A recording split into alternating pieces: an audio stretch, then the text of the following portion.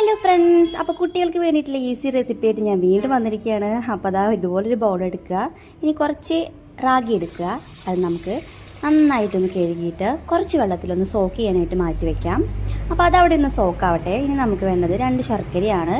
ഇത് മുഴുവനൊന്നും ആവശ്യം വരില്ല, എന്നാലും നമുക്ക് മധുരത്തിനനുസരിച്ച് എടുക്കാം. അതൊന്ന് ആയി വരുമ്പോഴത്തേനും നമ്മൾ കുറച്ച് നേരം സോക്ക് ഇടാൻ വെച്ചാൽ നമ്മുടെ റാഗി എടുത്തിട്ട് അതിലേക്ക് കുറച്ച് തേങ്ങയും കൂടി ചേർത്ത് നന്നായി മിക്സിയിലൊന്ന് അരച്ചെടുക്കാം. ആവശ്യത്തിന് വെള്ളം ഒഴിക്കണേ. ഇപ്പോൾ ഇതാ നമ്മുടെ റാഗി ഇതാ അരഞ്ഞു വന്നിട്ടുണ്ട്.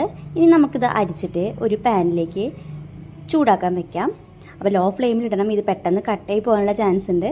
അപ്പോൾ ഉണ്ണികൾക്കൊക്കെ ഭയങ്കര ഇഷ്ടപ്പെടുന്ന ഒരു റെസിപ്പിയാണ് കേട്ടോ. അപ്പോൾ ഇനി അതിലേക്ക് നമുക്ക് മധുരത്തിന് ആവശ്യമായിട്ടുള്ള ശർക്കരയും കൂടി ചേർത്ത് നന്നായിട്ട് മിക്സാക്കാം. ഒന്നായി വരുമ്പോഴത്തേനും നമുക്ക് ഏലക്കാപ്പൊടിയും കൂടിയും ചേർക്കാം. അപ്പോൾ നമ്മുടെ നെയ്യും കൂടി ചേർത്ത് വഴി തീർന്നു കേട്ടോ. അപ്പോൾ ഈ സംഭവം റെഡി ആയിട്ടുണ്ട്. ഇനി ഇതൊന്ന് തണുപ്പിച്ചിട്ട് ഇതുപോലെ കട്ട് ചെയ്തിട്ട് കഴിക്കാം. അപ്പോൾ ഇഷ്ടപ്പെട്ട സബ്സ്ക്രൈബ്